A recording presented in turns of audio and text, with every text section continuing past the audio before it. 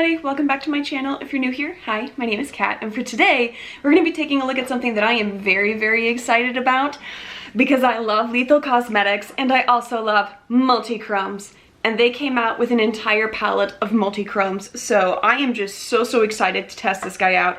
I am a little bit nervous though because I did see a couple people not quite as impressed with the formula, and so I am going to reserve my judgment until the very end because I want it to be good so bad because I absolutely love Lethal Cosmetics, and so I think it's going to be great. Based on the Berlin palette that they came out with last year that had a multichrome in it, that was a really good multichrome, like very solid, and so I have high expectations for this palette. But before we jump into that, I do also have these four that I wanted to swatch for you guys. I'm not going to include them in the eye look, but I just wanted to swatch them for you guys. And those are 4 shades that are in the Animal Charity collection that Lethal came out with that go towards like rescues and sanctuaries and things like that. And so I wanted to swatch those 4 shades for you guys. And they are named after 4 different animals that were rescues, and so that's super duper exciting. So the first one up that we have is this really beautiful mix of like limeish, yellowish, green, and teal blue, and this is Professor Patch, which is a very thick, nice, opaque consistency on there, and just kind of blends to this really beautiful, almost champagne-y kind of shade on there with just a little bit of a greenish undertone after the 2 shades blend together. And Professor Patch is one of the 2 cats that they were featuring, and then Ditzy Thunder is the other cat, and just look at this shade. How cool that is with all of those beautiful navy blue and gold sparkles on there. And when you blend all of that together, this is the shade that you get. Very nice, kind of darker teal blue. Very nice and solidly opaque. Beautiful shade. Then we have Mercredi, which is named after a bird. And this has like pink splotches in it with like, I couldn't quite tell if it was like brown or gray on there. And ooh, okay, so it is looking like it has a brownish base to it. With the pink on top, it adds a little bit of sparkle, but it almost looks halfway close to a duochrome where you can ever so slightly see a little bit of like a greenish tint on top there. As I rotate, it looks almost greenish silver, but you can very clearly see that really nice warm brown base to it. And then the last shade is going to be Mika, and this is named after a beautiful pooper. We love poopers here. That is this shade. Originally started off with a mix of purples, pinks, and yellows, and it looks like at the end it is primarily lilac with ever so slight some pink underneath. So this is all 4 shades that you get in the collection. You can get it as a bundle or you can get them as individual shades. But again, 100% of the proceeds are going to 2 different animal charities. But now let's get into the primary point of this video, which is the multichromes. And I'm so excited. We're gonna swatch and then we're gonna throw it on my eyeballs and we're gonna see what happens. All right, so just as a quick price comparison to kick things off, the bundle of 9 shades from Lethal Cosmetics was originally like $150 roughly, and it's now dropped down to $146 roughly. And so definitely very much on the expensive side for 9 shades. To give you an idea, Cleonda, which is known as like the best multichrome brand in the game, you can get bundles of 8 to 10 of their shades ranging between $100 and $140. So they're asking for the same, if not more, than what Cleonda would ask for their top quality multichromes. So that is very interesting to me. So I will be having a very high bar for this because if you're going to charge the same price as Cleonda, I expect the same quality. So the bar is up here. So the first shade up is going to be FRB. It feels very nice and soft. Definitely similar slick feel to what the Cleonda shades have. They are very soft and almost silk-like. And so this has a similar feel to it just on initial digging into the pan. And here's the swatch for FRB. Okay, I would say it's a shift between yellow, green, and a little bit of blue, maybe a slight bit of orange in there. So I'm going to come in close. So you can see at the top here, a yellowish green. There's your yellow switching more into the green. It does have a little bit of an orange undertone to it. I think the only thing there you ever so slightly can see as it's trying to focus up at the top, that teal blue, as just like an afterthought. I would say that first shade it's nice, but the shifts are not quite as bold as I would say what I have seen from similar shades from Cleonda. All right, next up we have Genesis, and this shade to me is very reminiscent of the Touch of Glam Lucid Lavender shade. That's that kind of unicorn rainbow shade. So very much a purplish base to it. Yeah, absolutely shifts from like yellow to green to blue to pink to purple to orange. You've just got a ton of shifts on there. So you can see at the bottom some pink, at the top a little bit of a yellowish blue. As I come in close, you can see gold around the blue, ever so slight, a little bit of pink. There's your lilac. Just getting a ton of shifts in there as I pull away and get close. You can see just all of those different shifts. But again, I would say ever so slightly more muted than what I would expect. Yeah, I think the shifts are very subtle on here. I mean, you can definitely see them, but they have like a slight sheerness to them that makes the shift a little bit less impactful. But let's continue. So then we have Nebula, which in the pan looks gorgeous to me. Has definitely a black base to it. Starts off with that beautiful emerald green, shifts into a blue, maybe ever so slight, like some yellow tinges on the end, but I'm not really seeing there's definitely two primary shifts on here of green to blue. So there's the green to teal. So you can really see the difference between the green and the blue shift on there. And it does have a black base, but maybe ever so slight some yellow, like making the green a little more limey into more of an evergreen and then into the blue, so that could possibly be the shift. But if you're just looking at it from two primary shades, I'm getting green to blue because I'm not even really seeing like a purple in there. So this is to me almost coming across a bit more like a duochrome rather than a multichrome. Then we have Event Horizon, and this one definitely is a thicker consistency, a little more chunky, not that smooth feel. And it starts off with a very strong red and then goes into gold and then a little bit of yellowish, maybe a touch of olive in there, but primarily red, and then ever so slightly copper into gold. So there you can really see the red into the kind of coppery tone.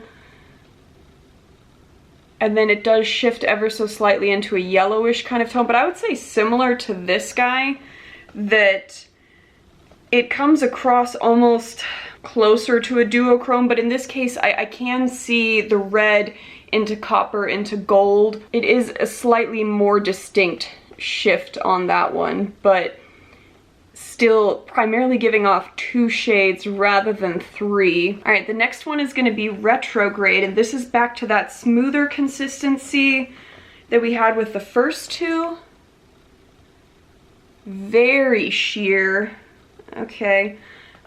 This one looks like it has a little bit of a peachish undertone, and it goes from blue to kind of purplish pink. I'm gonna try and see if I can layer it up a little bit more. God, it looks so much prettier in the pan.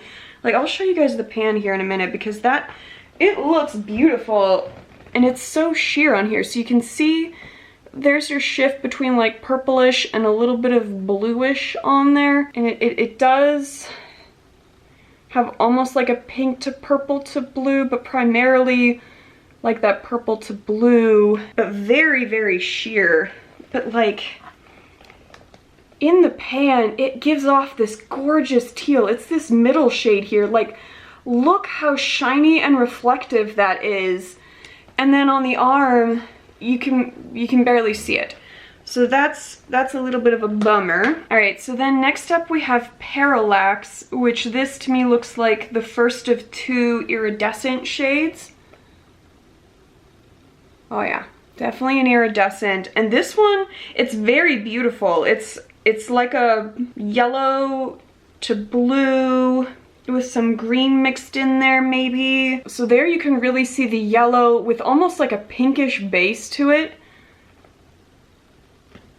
And then as it's trying to focus, you can see more of those blue undertones. And then a little bit of green in there. Very beautiful iridescent.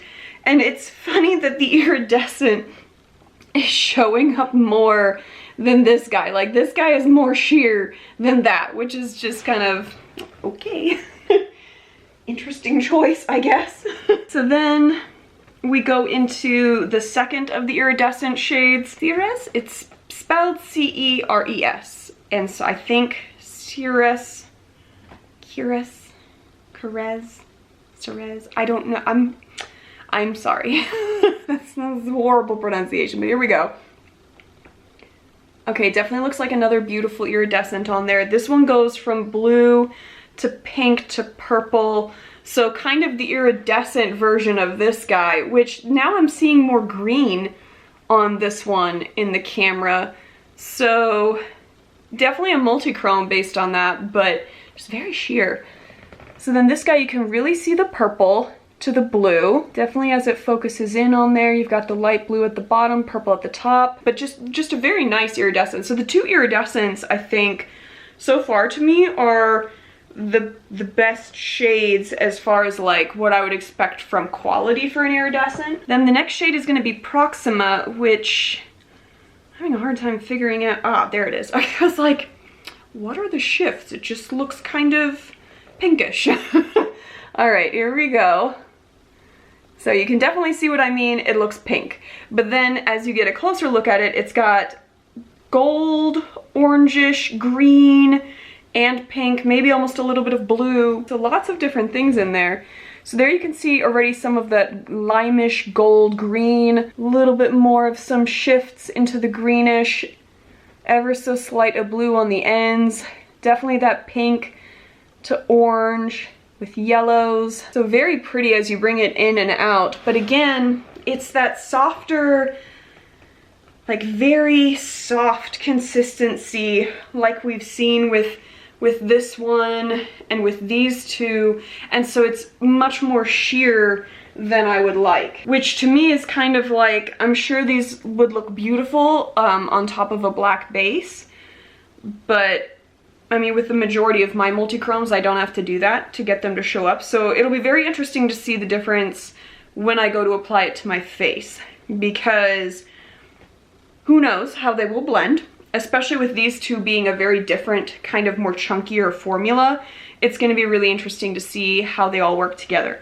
But the last shade that we have is Dark Matter, and this is a shade that is very similar to the Sith Lord shade that we have from Notoriously Morbid, and then Copacetic Cosmetics also came up with a shade where it's essentially a black to a cranberry to a brighter red. And so it'll be interesting to see how this guy looks. Yep, so definitely starts off with the black base and then goes into red, into almost a copper on this one. So there you can see the red. The copper portion is not wanting to show up as much, so right now it just looks like black to red. But when I look at it in person, you can see on the edges a slight coppery, orangish shift to it. But again, very subtle, almost making it look more like a duochrome. So that is so the swatches to me are definitely a little bit underwhelming, which is a bummer because I was hoping that maybe that wouldn't be the case and that the other people were wrong.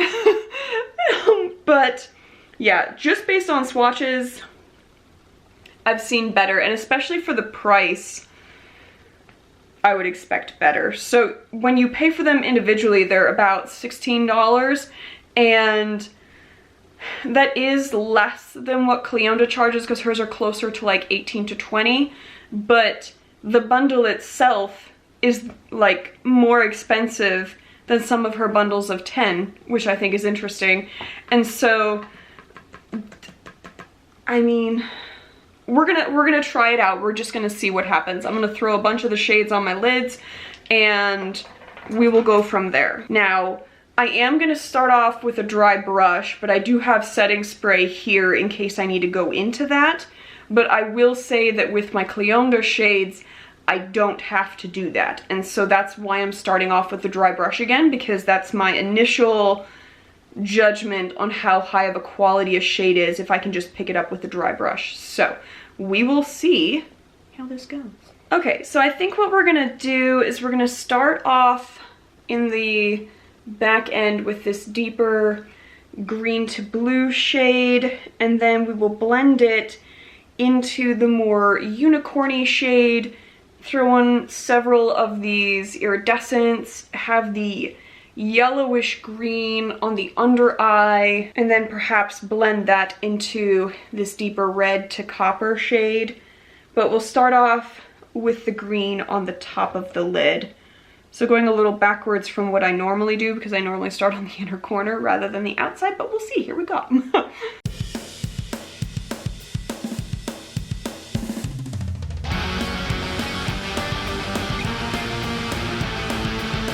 Okay, I will say just starting off right off the bat, the green shade applied lovely. It went on super smooth, zero fallout whatsoever. Went exactly where I was wanting to place it, didn't get too out of control, and so application wise, very, very nice. Primarily green is what I am seeing. A little bit of blue in there, but on the lid, I mean, it's very opaque, and so we'll see how it blends with the other shades. But as far as like putting that first shade on the lid, what I was hoping for. So that's a good start. And also why we don't 100% judge just based on swatches alone. All right, so now I'm gonna go into the unicorny shade and we're gonna pull that all the way to the front, but then we're gonna layer it with a bunch of other shades.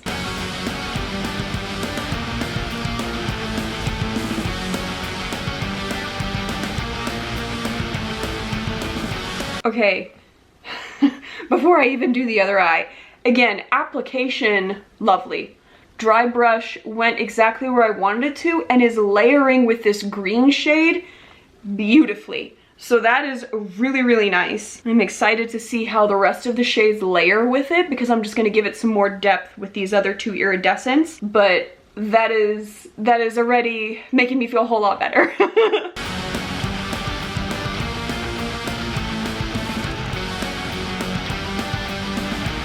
Yeah, just really, really nice how those shades are applying. I mean, I'm doing this to like look at all of the different shifts.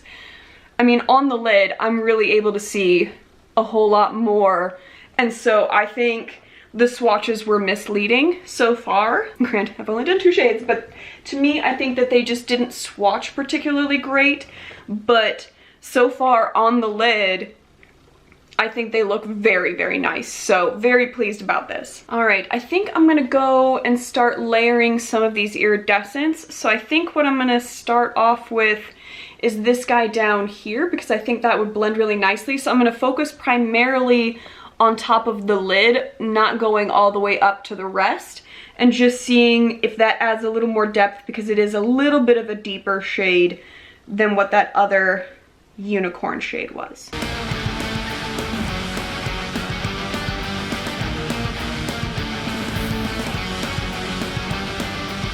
Okay, I'll definitely say it added a little bit more pink and yellow to the base of the lid, whereas the top portion you can still see a bit more of like the bluish green shift, but blended in with it to where it's just even more of a rainbowy shade where you can't even, you just like, just all the shades are on your lid.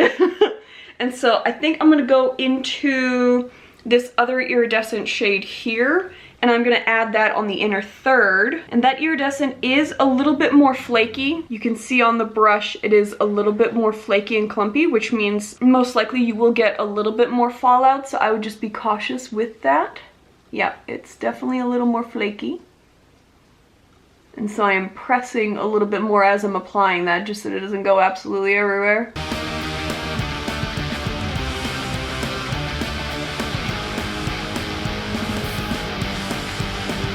that added some more blue to the inner corner there. But you can definitely see there's a little bit of fallout from that one that's gotten on my nose. I did brush away some, but once the sparkles are there, they never really leave. So, what other shades do I want to add? I think we're going to slowly transition into the under eye now. And so what I'm going to do for that is I'm going to go in with 3 different yellowish shades.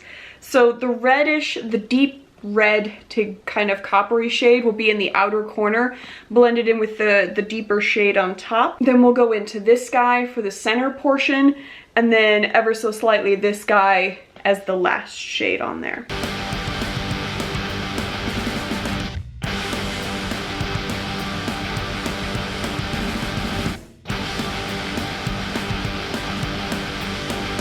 Okay, so the under eye is also done now, and I have to say, like, application-wise and just blending all of the shades together, I'm not disappointed at all. Like, I think they all work really, really nicely with each other. They layer very easily if you go a little bit nuts, like I have a tendency to do on the outside with the darker shades. It cleaned up very, very easily. They layer so nicely with each other. All of the shades fold into each other so well that you almost can't even tell, aside from that you're changing the color shifts on there. You wouldn't even know that you're having multiple shades on there with how nicely they flow into each other. So, I mean, probably my thought on it is if you live in Europe, I would highly recommend checking out Lethal for multichromes. If you're not able to pay for like shipping from Cleona since they come from Canada, I would recommend checking out Lethal for their multichromes because they apply beautifully. I am going to tightline and throw on mascara real quick, and then we'll come back with the final look just to see how everything kind of flowed together. But so far, I think bad swatches, but great eye look. All right, and we're back with the final look, so I'm gonna come in close so you guys can see absolutely everything, all of the shifts. So I decided to go with kind of a mauve-y eggplant liner just because I wanted to do more of a smoky eye, but I didn't want to detract from all of the different colors that I have on my lids. And so I didn't want to go with just brown or black, so I went with kind of a purpley shade to deepen up, but like still keep it. But I think application-wise, it was so nice. I really like how the look turned out. It just has so many different shades on there. Everything mixed together really nicely. And so I'm not upset about how the look turned out at all. I think it's really nice. I will definitely say this is one of those palettes where don't judge it based on the swatches, because the look is stunning. If I had only seen these swatches, I probably would not have picked it up.